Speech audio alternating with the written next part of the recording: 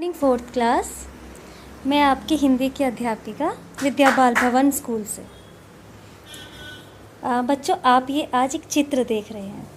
चलिए मैं एक छोटी सी आपको कहानी सुनाती हूँ। यहाँ पर मोहन और कविता दो बच्चे हैं।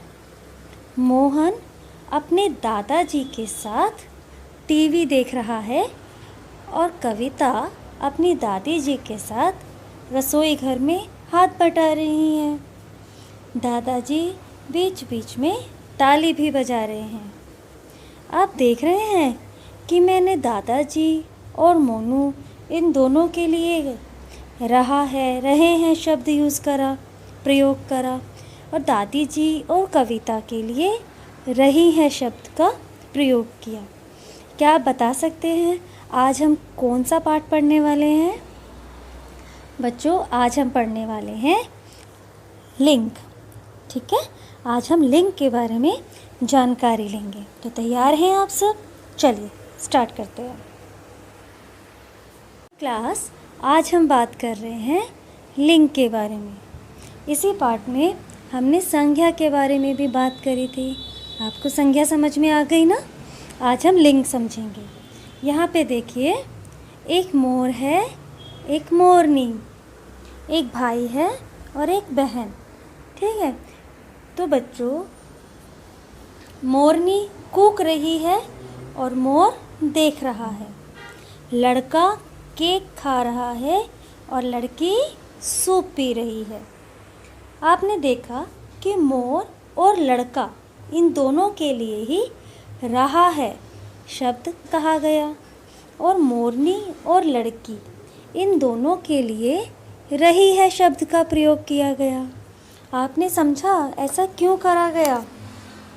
आप जानते हैं, मोर और लड़का ये दोनों पुरुष जाति के हैं और मोरनी और लड़की ये दोनों स्त्री जाति की हैं। तो लिंग में हम पुरुष जाति और स्त्री जाति के बारे में समझते हैं। तो इसकी परिभाषा क्या हुई बच्चों? शब्दों के जिस रूप से यह पता चले कि शब्द पुरुष जाति का है या स्त्री जाति का। क्या? शब्दों के जिस रूप से यह पता चले कि शब्द स्त्री जाति का है कि पुरुष जाति का, वह लिंग कहलाता है। समझ में आ गए ना? जिन शब्दों से हमें यह पता चलता है कि बात पुरुष जाति है कि स्त्री जाति है, वह लिंग कहलाता है।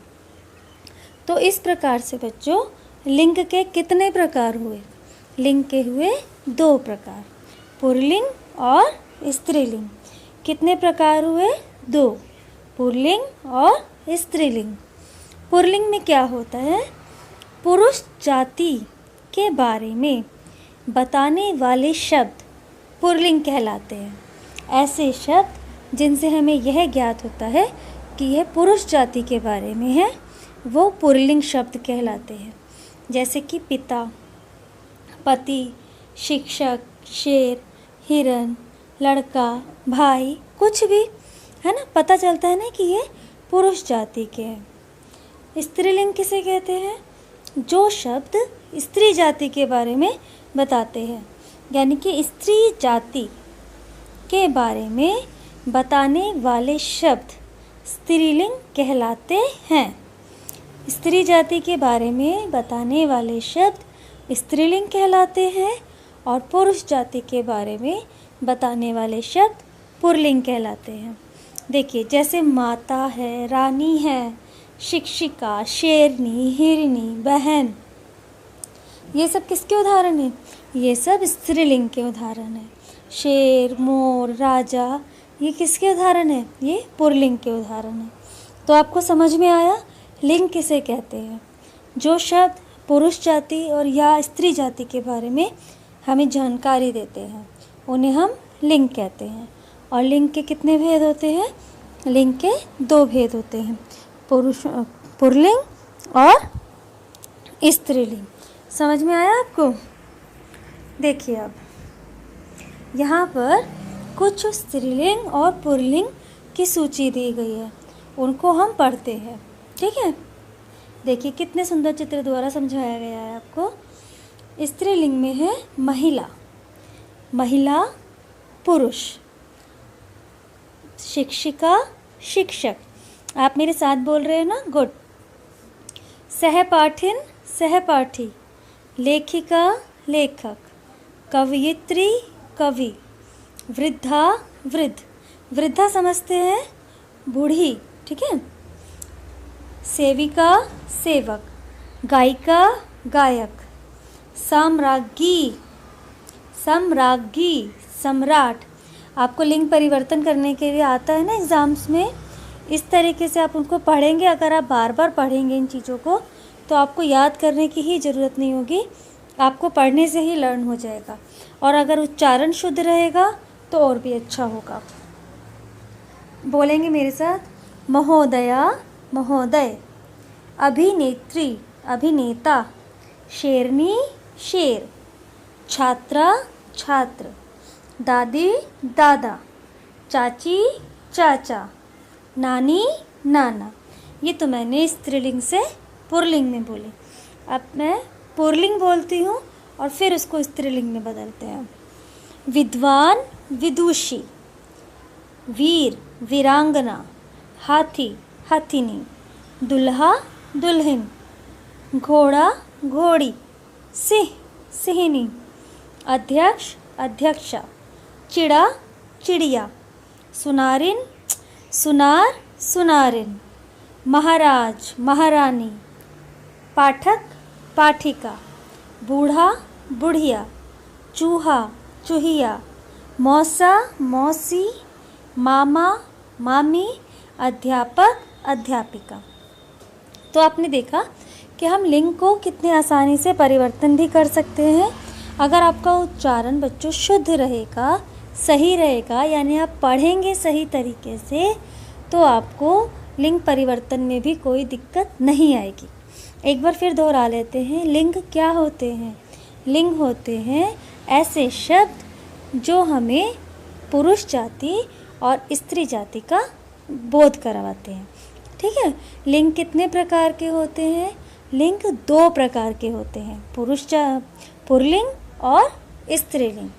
पुल्लिंग से हमें क्या ज्ञात होता है? पुल्लिंग से हमें ज्ञात होता है पुरुष जाति के बारे में।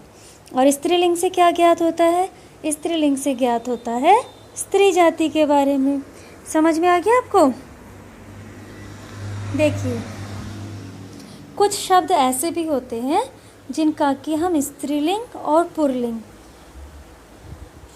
उनके स्त्रीलिंग या पुल्लिंग होने का पता उनकी क्रिया के रूप से लगाया जाता है, ठीक है।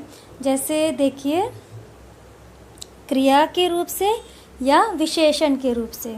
उदाहरण देखिए, हवाई जहाज उड़ गया, रेलगाड़ी जा रही है, छोटी कुर्सी ऊंचा पहाड़।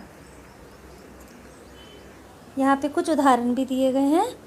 दूध पुल्लिंग में आता है, बगीचा, सोना, प्रेम, पेड़, पौधा, फूल, आम। स्त्रीलिंग में देखिए, नदी, क्षमा, सर्दी।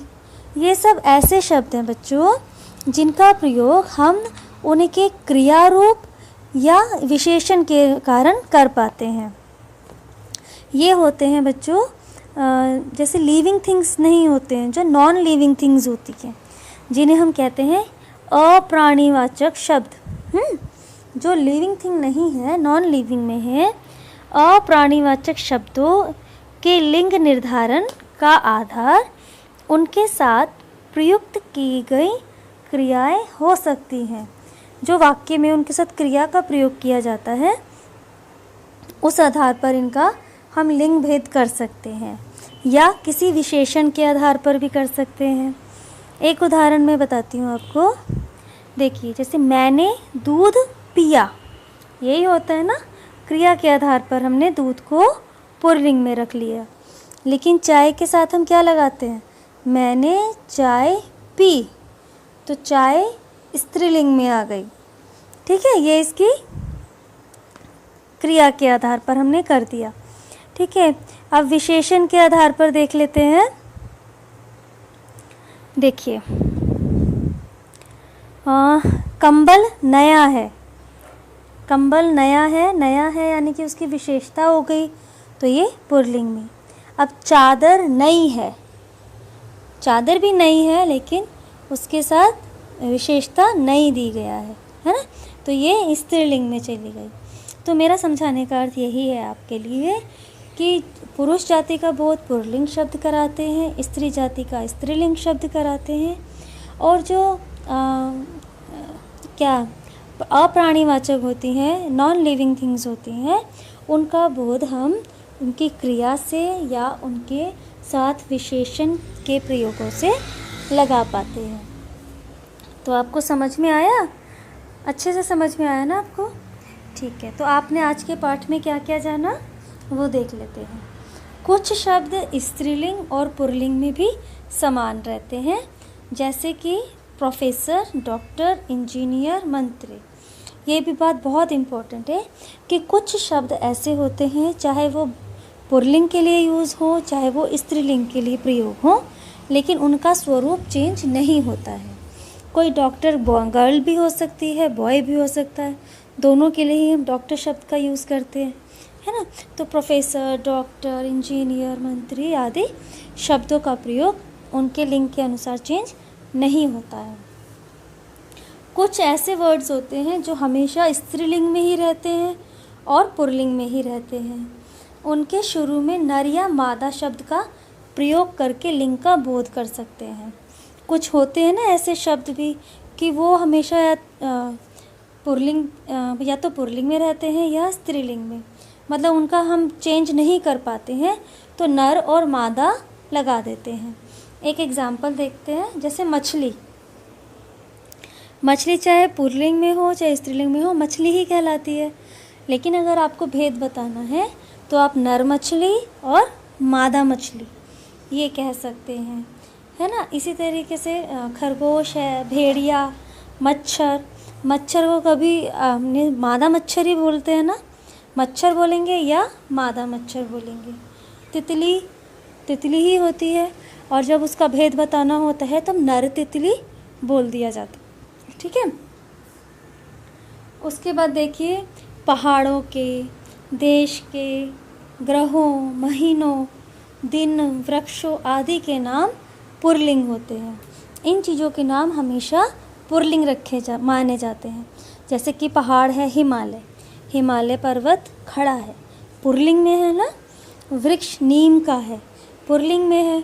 तो वृक्षों के नाम, पहाड़ों के नाम आदि पुल्लिंग में रखे जाते हैं। इसी तरीके से जैसे नदी है, भाषा, बोली, लिपि, इनके नाम स्त्रीलिंग में। हमारी भाषा हिंदी है, हिंदी की लिपि देवनागरी है, ये स्त्रीलिंग में रखे गए हैं, ठीक है। उसके बाद देखिए बच्चों, चींटा, चींटी, भेड़ और भेड़िया, ये अलग अलग जाति के शब्द हैं, एक दूसरे के पुल्लिंग और स्त्रीलिंग नहीं है।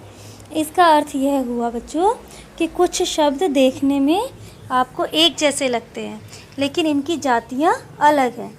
इनको कभी भी भूल कर हम स्त्रीलिंग और पुल्लिंग इनका अंतर नहीं मान लेंगे कि भेड़ का पुल्लिंग भेड़िया हो गया, नहीं, ठीक है। तो इन चीज़ों को भी हमें याद रखना होगा। जब हम अभ्यास करेंगे तब इनके बारे में और अच्छे से हम चर्चा करेंगे, ठीक है क्लास। तो आज आपको लिंग से संबंधित अगर आपका कोई भी प्रश्न होगा तो आप उसे कमेंट सेक्शन में ज़रूर लिखेंगे, मैं आपके सभी प्रश्नों के आंसर्स दे दूँगी। Class, have a nice day.